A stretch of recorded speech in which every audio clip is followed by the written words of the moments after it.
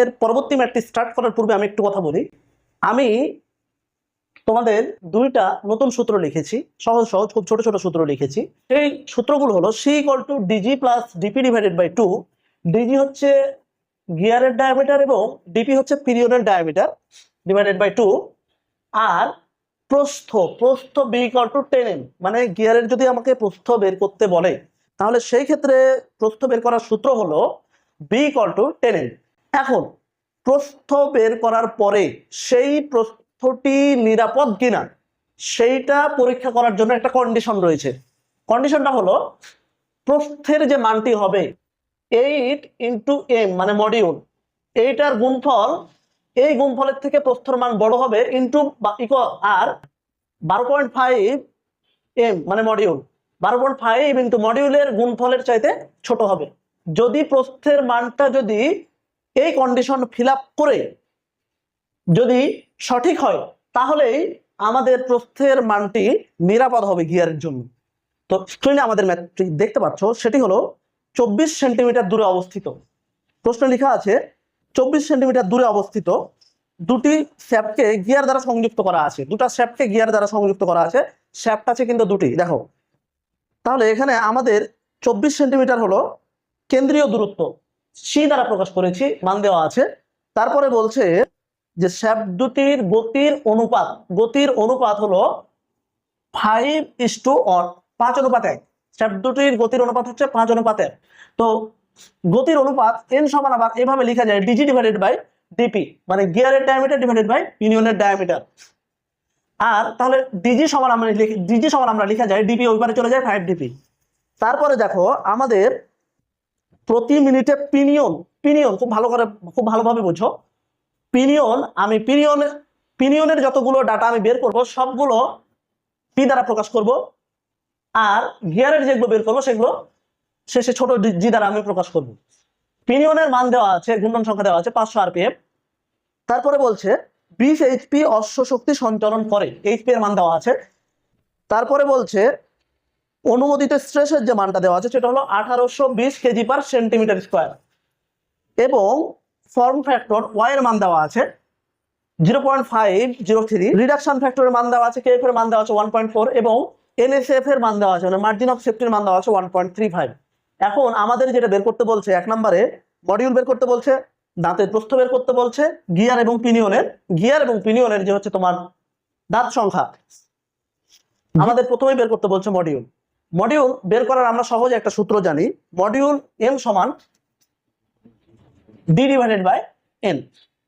দেখো আমরা n এর মানটা কিন্তু জানি না, তাহলে আমরা এই সূত্র আমরা অ্যাপ্লাই করতে পারবো না। এখন আমরা কোন সূত্র অ্যাপ্লাই করব সেটি আমরা প্রশ্নের ডাটা দেখে আমাদেরকে চিন্তা ভাবনা করতে হবে। দেখো আমাদের এফএস লেখা আছে, তারপর এফএস = আমরা একটা সূত্র জানি, statistic load = FBYM / KF। KF এর মান আমাদের প্রশ্ন দেওয়া আছে, F এর মান দেওয়া আছে। B = লিখতে পারি আমরা 10m, মানে আমরা প্রস্থ সমান জানি B = 10m। তাহলে আমাদের y এর মানটাও কিন্তু দেওয়া আছে, m এর যে মান এটা তো আমরা বের করব, kf এর মান দেওয়া আছে। তাহলে আমাদের fs এর মানটা আমরা বের করব। এই ম্যাথটি স্ক্রিনে তোমরা দেখতে পাচ্ছ। এই ম্যাথটি করার ক্ষেত্রে ম্যাথটা প্রাথমিকভাবে একটু ক্রিটিক্যাল মনে হতে পারে, তবে তোমরা 2-1 বার একটু যদি বুঝে করো, আমি যেভাবে করিয়ে দিচ্ছি, তাহলে আশা করা যায় তোমরা খুব সহজেই এটা কমপ্লিট করে ফেলতে পারবে। তাহলে আমাদের এখন টার্গেট হচ্ছে এফএস, মানে স্ট্যাটিস্টিক লোডের মানটা বের করা। এখন স্ট্যাটিস্টিক লোডের মানটা যদি আমরা বের করতে চাই, স্ট্যাটিস্টিক লোড বের করার সূত্র আমরা জানি। এখানে আমি স্টেপগুলো লিখেছি, ম্যাথটা আমরা কিভাবে সলভ করব সেটি হলো স্ট্যাটিস্টিক লোড = লেখা যায় NSF × FD। কারণ আমরা মার্জিন অফ সেফটি সমান আমরা লিখেছিলাম, এই যে এটা নতুন কোনো সূত্র না, NSF = FS / FD। দেখো NSF এর মানটা আমরা জানি, মার্জিন অফ সেফটির যে মানটা দেওয়া আছে প্রশ্নে 1.35। এখন কথা হলো ডাইনামিক লোডটা আমরা ব্যবহার করব কিভাবে? ডাইনামিক লোড বের করা কি প্রশ্নে দেওয়া আছে? ডাইনামিক লোডের মানটা কি প্রশ্নে দেওয়া আছে? দেখো ডাইনামিক লোডের মান প্রশ্নে দেওয়া নাই, তাহলে আমাকে ডাইনামিক লোড বের করতে হবে। বের করার সূত্র হলো FT / CV। এখন কথা হলো যে FT এর মানটা প্রশ্নে কিন্তু দেওয়া নাই, তোমরা দেখতে পাচ্ছ, এবং সিভি এর যে মানটা, সিভি এর মানটা যেটা, সেটাও প্রশ্ন দেওয়া নাই, তার মানে দুটাই আমাকে বের করতে হবে। আমি এই ভি, আচ্ছা, তো এই কারণে আমি এটা লিখেছি। তো আমি যখন এই ভিএম এর মানটা বের করবো তখনই আমি বুঝতে পারবা তোমরা, যখন আমি ভিএম এর মানটা বের করবো তখনই তোমরা বুঝতে পারবা। এখন কথা হলো, এই যে সিভির মানটা বের হলো, এখন আমাকে আরো একটা মান বের করতে হবে এফটি, তাহলে আমি এফডি পাবো। এখন আমি এফটি নির্ণয়ের সূত্র কি জানি? এফটি নির্ণয়ের সূত্র জানি HP into 45 divided by VM. আমাদের এইচপি এর মান দেওয়া আছে কিন্তু ভিএম এর মান দেওয়া নাই। ভিএম এর মান এখন আমাকে বের করতে হবে। স্টেপগুলো একটু দেখো কিভাবে করছি। এখন ভিএম এর মান নির্ণয়ের সূত্র জানি পাই DP into NP divided by 100। দেখো এনপি এর মান মানে পিনিয়নের আরপিএম দেওয়া আছে, ডিপি মানে পিনিয়নের ব্যাস দেওয়া নাই। তার মানে এখন আমাদের প্রধান যেটা টার্গেট, এতক্ষণ স্টেপ গুলো দেখে আমরা যেটা বুঝতে পারলাম, আমাকে স্টার্ট করতে হবে এমন ভাবে যেন আমি ডিপি এর মান পেয়ে যাই। পিনিয়নের মানটা যদি পাই তাহলে আমি পিনিয়নের মান এখান থেকে ক্যালকুলেটর করে ভিএম এর মান পাবো। যদি ভিএম এর মান পাই তাহলে এফটি এর সূত্রে ভিএম এর মান বসিয়ে আমি এফটির মান পাবো। এফটির যদি মান পাই তাহলে এফডির জায়গাতে এফটি এর মান বসাবো। এখন আমি সিভি এর মানটা ভিএম এর মান বের করার পরে সিভি এর মান বসিয়ে দিতে পারবো। আচ্ছা, সিভি এর জায়গায় ভিএম এর মান বসিয়ে আমি এফডি এর জায়গায় সিভি মান যদি বসাই তাহলে আমি এফডি এর মান পাবো। আচ্ছা, FS equal to NSF into FD. NSF এর মান দেওয়া আছে, এফডি এর মান যদি আমি এখানে বসিয়ে দিই তাহলে আমি এফএস পাবো। এফএস পাবো, এফডি এর মান যদি আমি এখানে বসিয়ে দিই তাহলে আমি এফএস পাবো। এফএস যদি একবার আমি পেয়ে যাই তাহলে আমি এই সূত্রে, আমাদের এইটা প্রধান সূত্র বসিয়ে আমি মডিউলের মান বের করে ফেলতে পারবো। মডিউলের মানটাই আমাদের 1 নাম্বার প্রশ্ন। পরের প্রশ্ন আমাদের প্রস্থ বি ইকুয়াল টু 10m। দেখো এখানেও আমাদের মডিউল লাগছে, গিয়ারের দাঁত সংখ্যা, পিনিয়নের দাঁত সংখ্যা, এখানেও মডিউল লাগছে। তার মানে আমাকে মডিউল ছাড়া আমরা কোনো কিছু বের করতে পারবো না। তাহলে আমাদের টার্গেট হবে মডিউলের মানটা বের করা। এটা লেখার পরে তোমরা প্রথমে কিন্তু এখান থেকে স্টার্ট করতে পারবে না ইনিশিয়াল অবস্থায়। তোমরা এটা সূত্র লেখার পরে তোমরা দেখবা যে এফএস নাই, এফএস এর পরে নিচের দিক থেকে উপরে ওঠার চেষ্টা করবো। মানে তোমাদেরকে কি কি বের করতে হবে এইগুলো নিচের দিক থেকে, FS, FD, CV, FT, VM, নিচের দিক থেকে তোমরা যখন উপরে উঠবা, নিচের দিক থেকে তোমরা উপরে উঠবা, তখন তোমাদের স্টেপ গুলো খুব সহজে আয়ত্ত চলে আসবে। তো আশা করি তোমরা এই স্টেপ গুলো কিছুটা বুঝে থাকবে। এখন তাহলে আমাদের স্টেপ অনুযায়ী প্রথমে আমাদের যেটা টার্গেট সেটা হলো ডিপি মানে পিনিয়নের মানটা বের করা। ডিপি নির্ণয়ের সূত্র আমরা লিখেছি C equal to DG plus DP divided by 2। দেখো সি এর মান দেওয়া আছে 24 ইকুয়াল টু ডিজি। ডিজি দেখো ডিজি ইকুয়াল টু 5 ডিপি লেখা যায়, 5 DP plus DP divided by 2। এইটা যদি আমরা ক্যালকুলেটর করি তাহলে ডিপি এর একটা মান আসে। এটা ক্যালকুলেটর করলে ডিপি এর যে মানটি আসে সেটি হলো 5 ইন্টু 8 মানে 40 সেন্টিমিটার।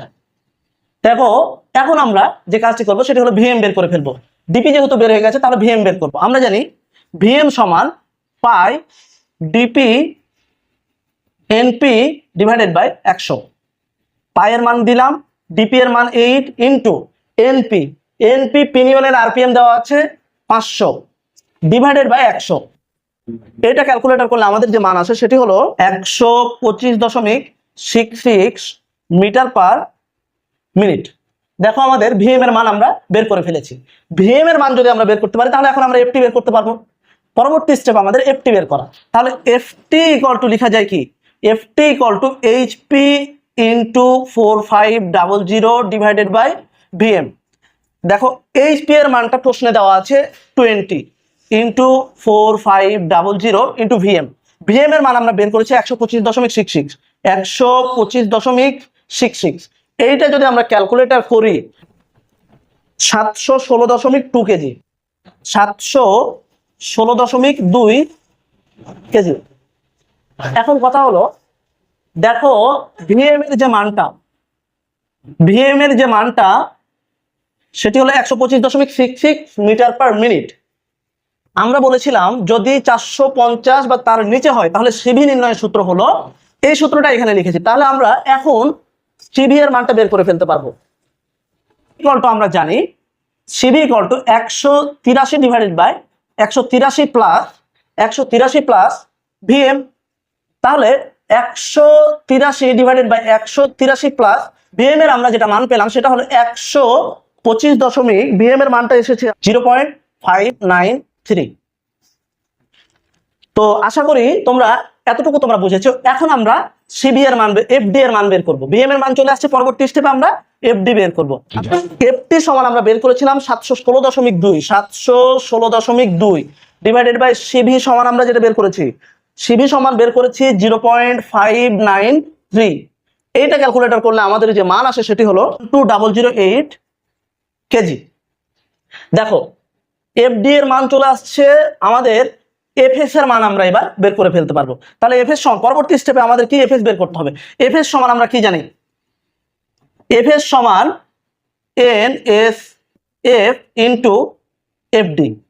এনএসএফ এর মানটা দেখো প্রশ্নে দেওয়া আছে 1.35 ইনটু এফডি এর মান আমরা বের করলাম সেটা হলো 1208, 1208।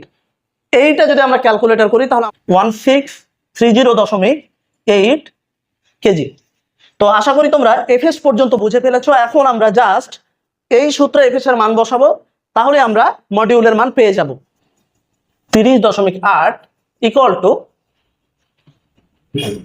এস, এস বলতে কত 1820, 1820 ইন্টু বি। প্রস্থ বি এর মান তো জানা নাই, বি ইকুয়াল টু আমরা জানি 10 M. B into Y, Y এর মান আছে 0.503 into M divided by K. KF এর মানটা আমাদের প্রশ্নে দেওয়া আছে, আমি এখানে ডাটা গিভেনের এখানে দেখিনি, 0.5 সেন্টিমিটার বা 5 মিলিমিটার।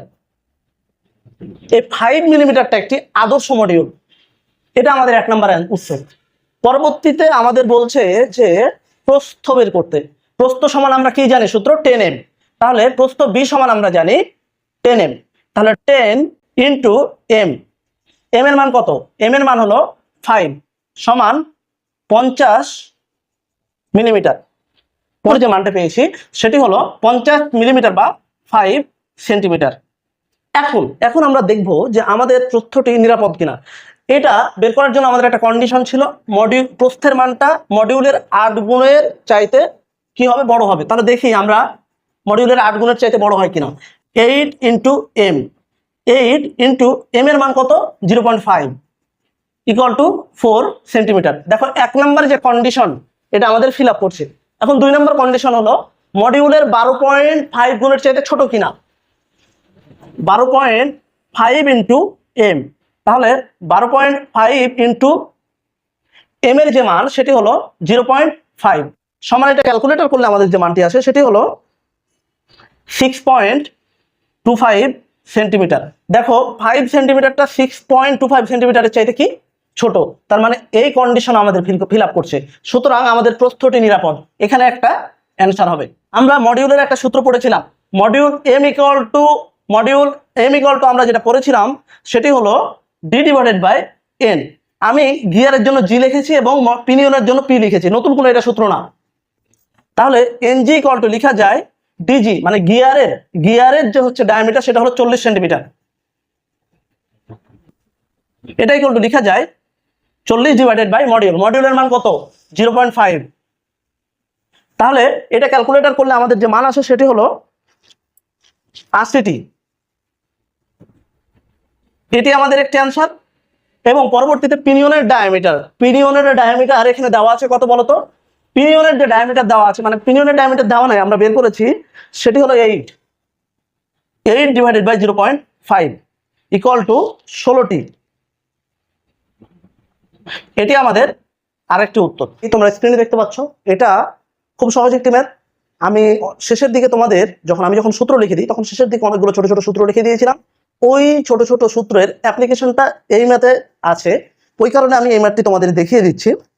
দেখো এই ম্যাথটির প্রথমেই দেওয়া আছে একটি 14.1/2 ডিগ্রি চাপকোণের মান দেওয়া আছে, পূর্ণ চাপকোণের মান দেওয়া আছে এবং পিচ বৃত্তের ব্যাস দেওয়া আছে, মানে ডায়ামিটারের মান দেওয়া আছে 10 সেন্টিমিটার, যেটা আমি এখানে লিখেছি, এবং এর দাঁত সংখ্যা আছে 25টি। আমাদেরকে যেটি বের করতে বলছে সেটি হলো 1 নম্বরে মডিউল বের করতে বলছে। তারপরে 2 নম্বরে যেটা বের করতে বলছে পূর্ণ গভীরতা এইচটি, আমি আলাদা আলাদা করে লিখে নিয়েছি তোমাদের একটু বোঝানোর সুবিধার্থে। তারপরে যেটা বের করতে বলছে দাঁতের পুরুত্ব টি। তারপরে আমাদের এডেন্ডাম, ডিডেন্ডাম এবং বাইরের ব্যাস বের করতে বলছে। সবগুলো সূত্রই আমি লিখে দিয়েছিলাম, মনে হয় বাইরের ব্যাস নির্ণয়ের সূত্রটা হয়তো আমি লিখে দিইনি, এটাও সহজ আছে। তো আমি এবার সলিউশন করব। তো সলিউশন করার পূর্বে একটা জিনিস দেখো, আমাদের প্রত্যেকটা সূত্রে তোমরা যদি সূত্র আয়ত্ত করার পরে তোমরা যদি ম্যাথ করতে আসো, দেখবা এই যে চাপকোণের মানটা দেয়া আছে, চাপকোণের মানটার কোনো আমাদের এই প্রশ্নের উত্তর বের করার ক্ষেত্রে কোনো কাজই নাই। চাপকোণটা একটা এক্সট্রা ডাটা দেওয়া আছে। তো পরীক্ষার হলে সাধারণ সেটি হলো যে একটা ডাটা তো আর এমনি এমনি দিয়ে দিবে না, অবশ্যই এর কোনো কাজ আছে, এটা নিয়ে এক্সট্রা একটা প্রেশার নেই। তো এইরকম সামনে যখন তোমরা ডুয়েট অ্যাডমিশন দিবা কিংবা চাকরির পরীক্ষার জন্য প্রিপারেশন নিবা, তখন দেখবা এরকম প্রশ্নে অনেক এক্সট্রা ডাটা দেওয়া আছে, ডাটাগুলোর কোনো কাজ নাই। তোমার মাইন্ডটা অন্যদিকে ঘুরিয়ে দেওয়ার জন্য সাধারণত এই ডাটাগুলো দেওয়া থাকে। তো আমি যেটা বলবো সেটি হলো যে তোমরা সবসময় ফোকাস দিবা তোমাদের কাছে চাচ্ছেটা কি, তোমাদের কাছে যেটা চাচ্ছে সেটির অ্যান্সার করার চেষ্টা করবা। দেখো মডিউল বের করার কথা বলছে, মডিউল সমান আমরা জানি, আগে সূত্র লিখে নিয়েছি, d/n। ডায়ামিটারের মান কত দেওয়া আছে 10 ইন্টু n এর মান হচ্ছে 25। এটা যদি ক্যালকুলেটর করি তাহলে আমাদের যে মান আসে সেটি হলো সেন্টিমিটার। এটি আমাদের একটি উত্তর। তারপরে বলছে পূর্ণ গভীরতা HT। আচ্ছা, HT ইকুয়াল টু আমি কি লিখেছিলাম 2.25 ইন্টু m।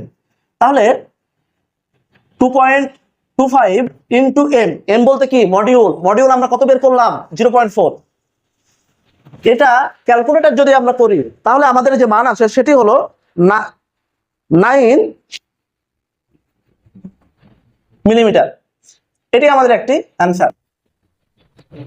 দেখো আমাদের ক্যালকুলেটর করলে আমাদের ইউনিটটা আসে সেন্টিমিটারে, আমরা সেন্টিমিটারটা অনেক ছোট হয়ে যাওয়ার কারণে আমরা এখানে মিলিমিটার লিখেছি।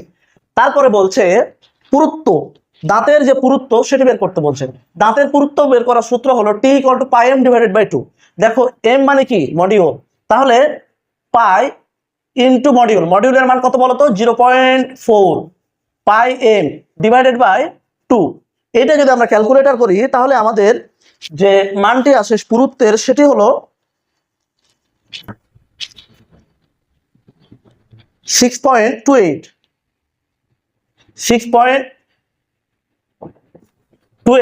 ইউনিট হবে মিলিমিটার। তারপরে এর নাম দেখো, এর নাম ইকুয়াল টু মডিউল, এটা কিন্তু লেখা যায়, মডিউল ইকুয়াল টু এর নাম, এটা লেখা যায়। তাহলে এর নাম equal to module, a equal to m। দেখো আমরা প্রথমে m এর মান বের করেছি, m ইকুয়াল টু 0.4 সেন্টিমিটার। এটি আমাদের আরেকটি উত্তর, উপরেরটা অ্যান্সার লিখলাম। তারপরে d এর নাম বের করতে বলছি, d এর নাম d সমান 1.25 m। 1.25 ইন্টু m এর মান হচ্ছে 0.4 সেন্টিমিটার। আচ্ছা, সেন্টিমিটার এটা যদি আসে, তারপরে আমাদের এটা ক্যালকুলেটর করলে যে মানটি আসে সেটি হলো 5 ইন্ট হলো মিলিমিটার, মানে আমি সেন্টিমিটার থেকে আমি মিলিমিটার করে নিচ্ছি একবারই। বাইরের ব্যাস বের করার এই সূত্রটি আমি লিখে দিই, এখন লিখে দিলাম, সেটি হলো d = n+2 ইন্টু m। সহজ একটি সূত্র। n হচ্ছে n বলতে দাঁত সংখ্যা, m বলতে মডিউল। আচ্ছা, দাঁত সংখ্যা কত দেওয়া আছে 25 প্লাস 2 ইন্টু m এর মান কত 0.4। এটা যদি আমরা ক্যালকুলেশন করি তাহলে আমাদের যে মানটি আসে সেটি হলো 10.8 ইউনিট হলো সেন্টিমিটার, আমি সেন্টিমিটারে রেখে দিলাম। দেখো এই ছিল আমাদের কাঙ্ক্ষিত অ্যান্সার। তো তোমরা আশা করি এই অঙ্কটি বুঝে থাকবে। আমি যে এইটার জন্য আমি যে স্টেপগুলো করেছি এতক্ষণ, তোমরা স্টেপগুলো একটু ফলো করার চেষ্টা করবে, আশা করি তোমরা সহজে সলিউশন করে ফেলতে পারবা। এই অধ্যায়ের আমি যে 3টা ম্যাথ করিয়ে দিলাম, এই 3টা ম্যাথ খুব ভালোভাবে করবা। আশা করি এর মধ্যে থেকেই অথবা এই রিলেটেড তোমরা ম্যাথ পরীক্ষায় পেয়ে যাবা একটা। তো আজকের ভিডিওটি এখান পর্যন্তই। যাওয়ার আগে আরো একটা কথা বলি, সেটি হলো যে এই অধ্যায়ের গিয়ার ডিজাইন রিলেটেড আরেকটা খুব বড় ম্যাথ আছে, ওই ম্যাথটি সাধারণত আজকে দেখা যায় না। তোমাদের যদি আগ্রহ থাকে অবশ্যই তোমাদের সর্বোচ্চ সংখ্যক যদি আমাকে টেক্সট করে, টেক্সটের ভিত্তিতে পরবর্তীতে আমি এই অধ্যায়ের উপর আরেকটি ওই ম্যাথ রিলেটেড আমি ভিডিও তৈরি করার চেষ্টা করব। তো আজকের ভিডিওটি এখান পর্যন্তই, দেখা হবে অন্য কোনো ভিডিওতে। আসসালামু আলাইকুম।